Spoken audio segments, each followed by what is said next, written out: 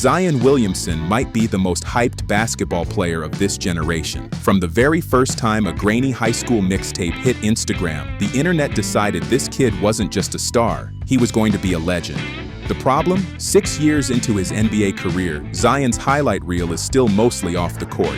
Viral dunks, transformation photos, off-season, he looks slimmer, tweets. Meanwhile, on the court, injuries, missed games, constant frustration.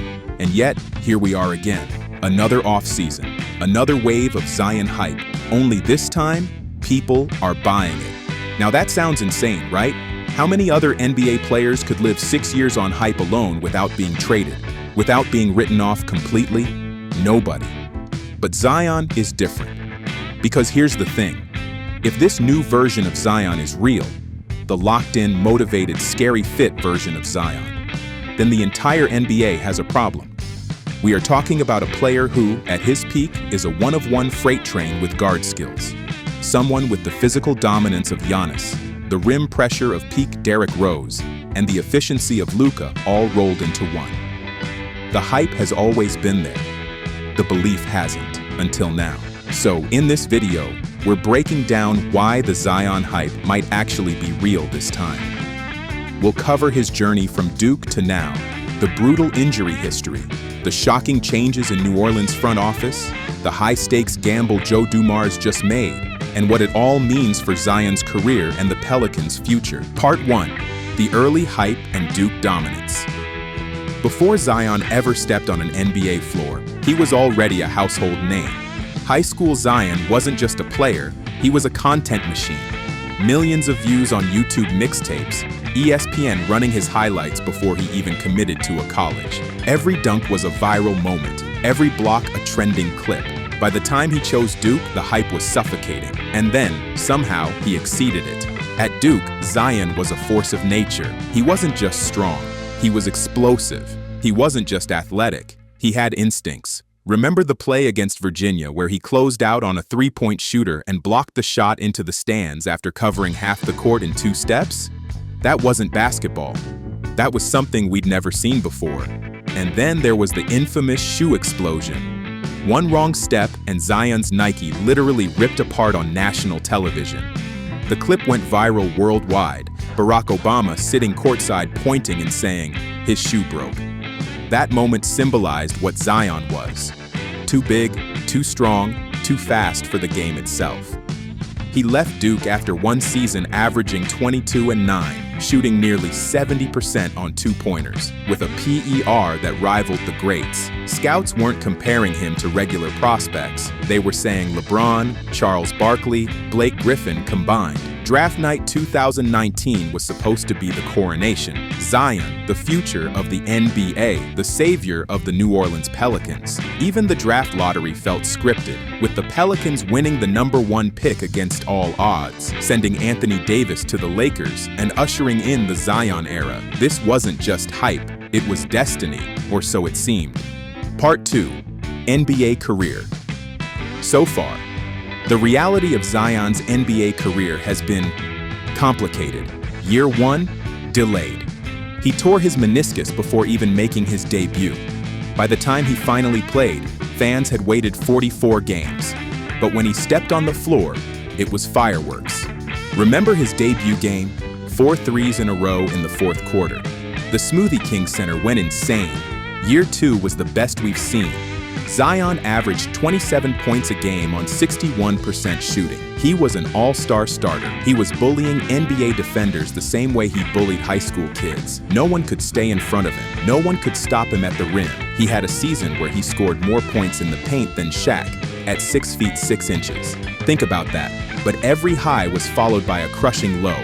Foot fracture, hamstring tear, conditioning issues. Zion missed entire seasons, and even when he was healthy, the weight rumors dominated the conversation. At one point, reports had him weighing over 300 pounds. Instead of highlight dunks, we got memes. Through 6 seasons, Zion has missed 258 regular season games. That's 55% of his career. He's only played in 45% of possible games. For a franchise player, that is brutal. And yet, whenever he plays, he's still electric.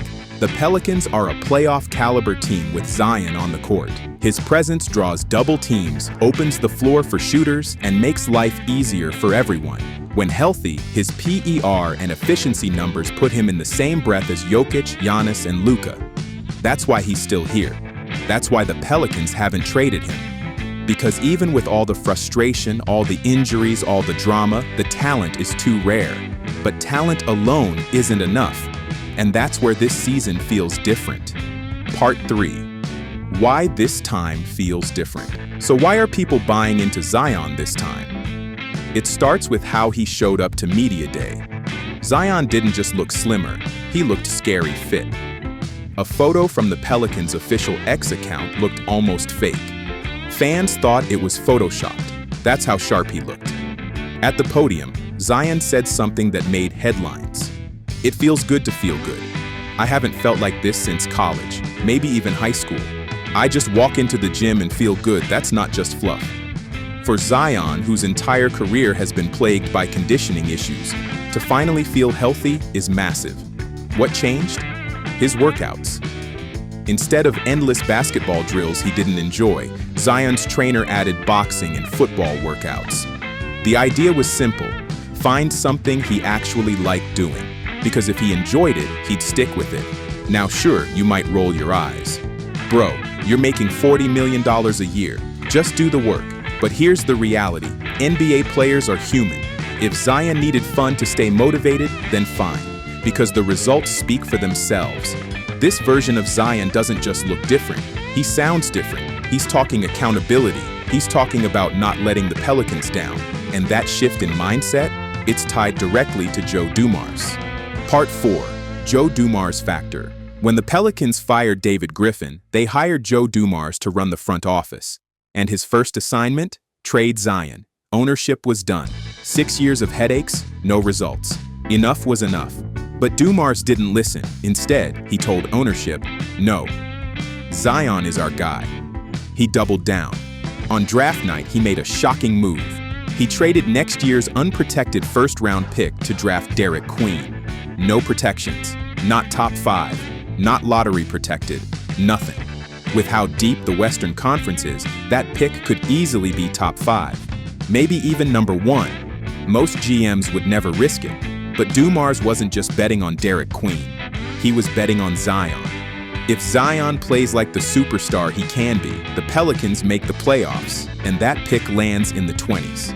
If not, disaster. Dumars also sent a message in smaller ways. Remember when Zion represented the Pelicans at the draft lottery? This was right in the middle of trade rumors. Everyone thought he was gone. But Dumars put him front and center, telling the world, "This is our guy." And Zion noticed. In interviews, he said it meant a lot that the organization still believed in him. He said Dumars gave him accountability and responsibility. And in return, Zion promised, "I'm not going to let y'all down." Now, sure, we've heard that before. Promises mean nothing without action. But there's a difference between discipline and belief. The old front office suspended Zion for being late to a flight. Dumars chose a different route, investing in him, empowering him. Sometimes all it takes is one person to believe in you, and for Zion, that person is Joe Dumars. Part 5. The conditioning problem. Let's be real. Zion's biggest problem hasn't been skill. It hasn't even been effort. It's conditioning. In basketball, conditioning and injuries go hand in hand. Lower body stress injuries, foot fractures, hamstring tears, ankle issues pile up when a player carries extra weight. Zion has dealt with all of them. Think about the physics. A 280-pound man jumping with that much force, cutting, landing. It's brutal on joints. Add another 20 to 30 pounds, and the stress multiplies. Muscles and soft tissue strain easier. Recovery takes longer. That's why fans have been so frustrated. Zion can't control freak injuries, but he can control conditioning. And when he showed up out of shape, it felt like a lack of professionalism. But this time, the change looks real. The boxing, the football workouts, the leaner body, all of it is designed to solve the root problem. Stay conditioned, stay on the court. And if Zion can just stay on the court, the numbers are ridiculous. His career averages: 25 points per game, 60% shooting, elite efficiency at the rim, a PER in the same neighborhood as MVPs. Put simply, when Zion plays, he's a top 5 player. The problem is, he hasn't played enough. Part 6. Pelicans roster overhaul. The Pelicans didn't just bet on Zion, they rebuilt the roster around him. Out: CJ McCollum, Brandon Ingram, Bruce Brown. In: Jordan Poole, Kevin Looney, Sadiq Bey, plus rookies Jeremiah Fears and Derrick Queen. That's a major shift. Instead of surrounding Zion with aging vets, they went younger, faster, and deeper. Poole gives them shot creation. Looney brings rebounding and toughness. Bey adds shooting and versatility. The idea is clear.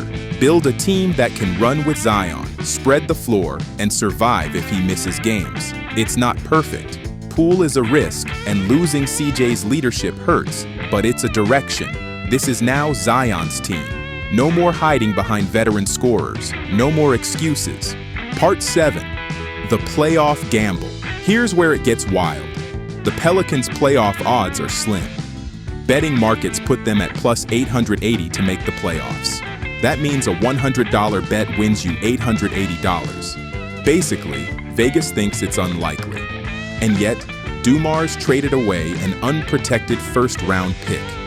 If the Pelicans miss the playoffs, that pick could be number 1 overall. Imagine giving up a shot at Cooper Flagg or another generational talent for Derrick Queen. It's one of the riskiest moves in recent memory. But again, it all comes back to Zion. Dumars believes he can lead them to the postseason.